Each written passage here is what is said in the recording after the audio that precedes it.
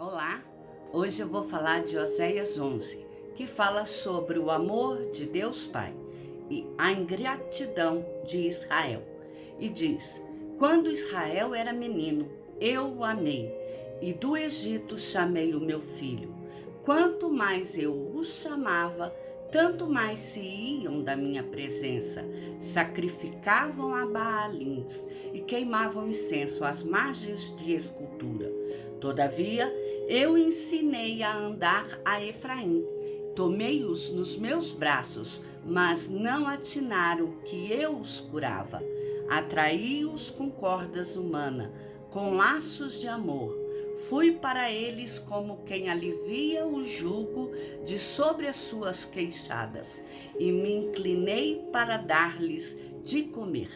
Aqui, Oséias 11 inicia com a descrição de que Israel, a nação primogênita de Deus, ela teve sua origem e veio à existência como Efraim, uma nação redimida por Deus da opressão, da vergonha, da humilhação e da escravidão vivida no Egito. Mas apesar de Deus ter demonstrado o seu amor, todo esse cuidado, essa bondade, desde os seus primeiros dias, Israel não quis ouvir e se atentar às advertências proféticas que Deus mandava os profetas entregarem à nação. Antes, optou por não se arrepender dos seus pecados praticados, apesar do cuidado e das bênçãos que Deus fazia recair sobre o povo. E o texto volta a dizer: não voltarão para a terra do Egito, mas o assírio será seu rei, porque recusam converter-se.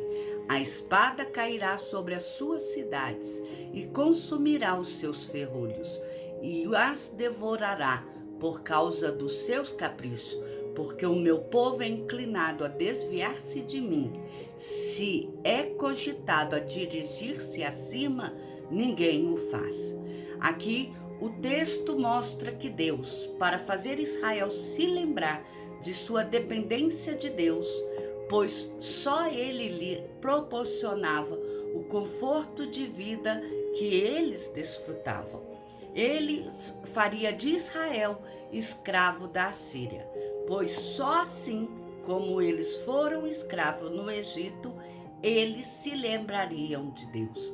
Dessa forma, Deus trataria com os pecados e as iniquidades novamente cometidas por Israel, e faria com que o povo reconhecesse a sua total dependência do Deus eterno. Assim, Oséias 11 ele apresenta uma mensagem de que Deus nunca rejeita o homem pecador, que reconhece os seus erros e abandona os seus pecados, e clama ao Senhor pelo perdão do mal cometido. Isto é, que Deus ama o pecador, mas ele odeia o pecado. E o texto continua: como te deixaria, ó Efraim? Como te entregaria, ó Israel? Como te faria como a Edmar? Como fazer-te como Zeboim? Meu coração está comovido dentro de mim. As minhas compaixões a uma se acendem. Não executarei o furor da minha ira. Não tornarei para destruir a Efraim, porque eu sou Deus e não homem, o santo no meio de ti. Não voltarei em ira. Nessa parte, o texto expõe que mesmo que Deus julgue Israel e trate com ele no exílio assírio, assim como ele tratou com o povo lá no exílio do Egito, esse seu julgamento e exílio jamais seria usado para acabar com a nação. Deus guardaria um remanescente, um povo separado dentro deste povo, para que nele a sua promessa ela seria manifesta e Israel seria restaurado. e voltaria para a terra prometida, outrora conquistada, que é Canaã. E visto ser esse povo a menina dos olhos de Deus, a nação separada pelo seu favor, quanto à citação, como posso fazer gostar de Edmar, como posso tratá-lo como Zeboim? Aqui está fazendo menção a 2 lugares ligados às cidades que era Sodoma e Gomorra, cidades anteriormente destruídas completamente por causa do pecado e das iniquidades que eram cometidas entre o povo. Deus está mostrando que não vai fazer com Israel, com Efraim, a mesma coisa que fez com Edmar e Zeboim, ou seja, a mesma coisa que ele fez com Sodoma e Gomorra, que foi a destruição total, de forma que não sobrasse ninguém, a não ser Jó e suas 2 filhas, uma vez que a sua esposa olhou para trás e virou uma estátua de sal. E aqui está fazendo também, mostrando que Deus, ele não tratará sobre Efraim, nem sobre Israel com maldade, com o intuito de pôr fim àquele povo, mas apenas para fazer com que eles se arrependam do mal que eles estão cometendo, para que a sua compaixão os traga de volta, dada a sua misericórdia.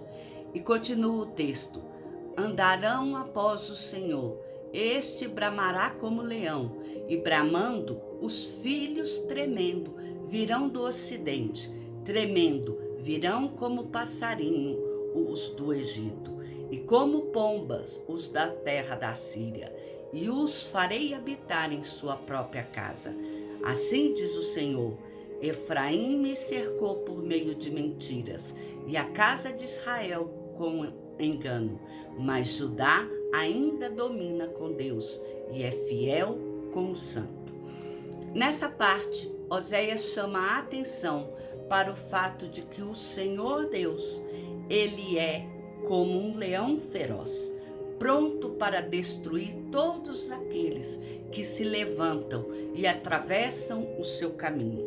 Mas, ao mesmo tempo, ele é amoroso, ele é cuidadoso com os seus filhos, com aqueles que andam segundo o seu chamado, com reverência e temor às suas obras. E, agindo assim, aqueles que vêm até ele com o seu coração e ações genuínas, estes alcançarão o favor do Senhor. E por causa destes, que parte do povo levado cativo ao Egito voltou, e esse mesmo povo será levado agora cativo para a Síria e também voltarão. Todavia, antes de seu retorno, o povo de Israel passará por uma prova em sua vida, cuja finalidade é fazer com que eles se abandonem e sejam libertos da mentira, do engano que até então dominou a vida do povo. Será uma purificação doída, mas permitida por Deus, visando separar os que nele confiam e se reverenciam diante dele, daqueles que apenas o seguem. Aqui o Senhor fará uma peneirada no povo de Israel. Fará com que seja separado a parte que realmente adora ao Senhor, por quem o Senhor é, pelo Deus vivo e verdadeiro, aquele que instrui, que deu seus mandamentos, dirige e reina sobre a nação. Não apenas como mais um dos deuses a serem adorados, alguém de quem se ouviu falar, mas não tem experiência com ele. Aqui, Deus fará uma colheita em que apenas aqueles que reconhecerem que Deus verdadeiramente tem o poder sobre as suas vidas, é um Deus de amor, é um Pai amoroso, mas é um Pai justo, é um Pai que trata os filhos com mão forte, que não aceita que é pecado, não aceita engano, não aceita nada que não seja agradável aos seus olhos. Cantos que sejam agradáveis ao seu ouvido. Não é um Deus que se deixa levar por falsas adorações. Não deixa ser lubridiado por adorações a outros deuses, transvestidos de uma imagem de estar sendo louvado e engrandecido. É o nome dele. Porque Deus sabe o interesse de cada pessoa. Ele lê o coração de cada um. Então ele sabe com certeza aqueles que estão fazendo aquilo a Deus e aquilo a outros deuses, como se fosse para Deus. E esse amor, ele é tão grande que é capaz de reconhecer a gratidão, mas também a ingratidão do povo de Israel, daqueles que não agem com temor diante dele. Espero que essa mensagem tenha falado ao coração de todos nós, que o nosso tempo, a nossa devoção possa ser feita realmente voltada ao Senhor, porque só Ele é digno de louvor. Que o Senhor te abençoe e te guarde. Se possível, não se esqueça, vá lá no meu canal no YouTube, faça a sua inscrição. Miriam Araújo, Deus cuida de mim. Que o Senhor te abençoe. Amém?